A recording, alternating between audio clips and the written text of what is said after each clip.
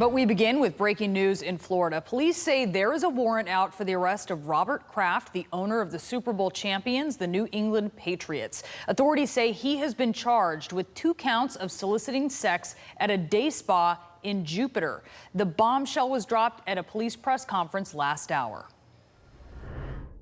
Yes, sir. He is one of the individuals. Who he is? That would be Mr. Robert Kraft. Robert Kraft, the owner of the New England Patriots? Yes, sir. And what is he being charged with?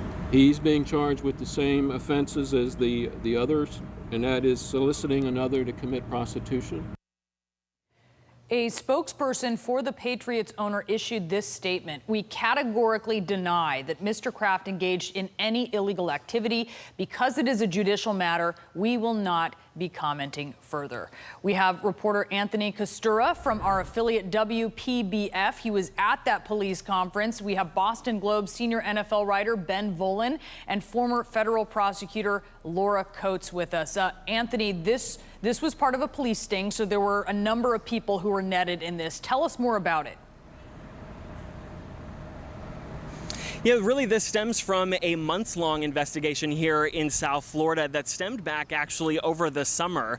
In total, there's about 5 spas that are related, a handful of suspects, females who are accused of leading this prostitution, human trafficking type of sting, and then hundreds of what police are calling Johns, men who participated in these sexual acts, essentially paying for sex, with now just the latest development a few moments ago, citing that Robert Kraft of the Patriots is actually part of that. We understand that he was involved not just once, but twice, soliciting sex at a local spa here in Jupiter, Florida. It is a misdemeanor here in Florida. So the way that this generally works is that if the police department, rather, would send a mail notice, and those folks who were accused would appear in court. Because Robert Kraft does not live here in Florida, he lives in Massachusetts, as you know, he would actually have an arrest warrant. And so that is what we are told the police department is working on right now. We are trying to get our hands on the arrest affidavit to see exactly what that entails. But at this point, we know that he visited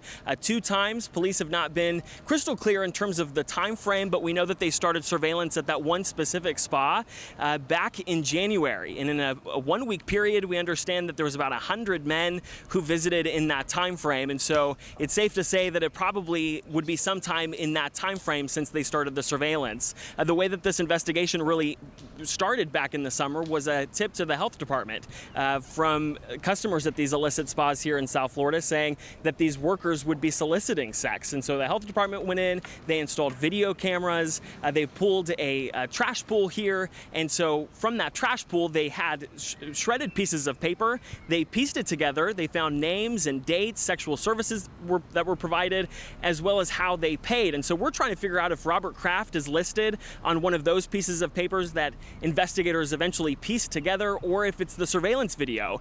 And we know just from that press conference a short time ago that Robert Kraft is listed 2 times going, but we're still trying to figure out if they're linking him through that paper trail as well. Yeah, what kind of evidence do they have is the question, Anthony. I want to ask you this, Laura, because as Anthony says, this is a misdemeanor, but with this arrest warrant in progress, because Robert Kraft lives in Massachusetts and this is happening in Florida, how does that play out, would you expect? Well, you'd expect him to have jurisdiction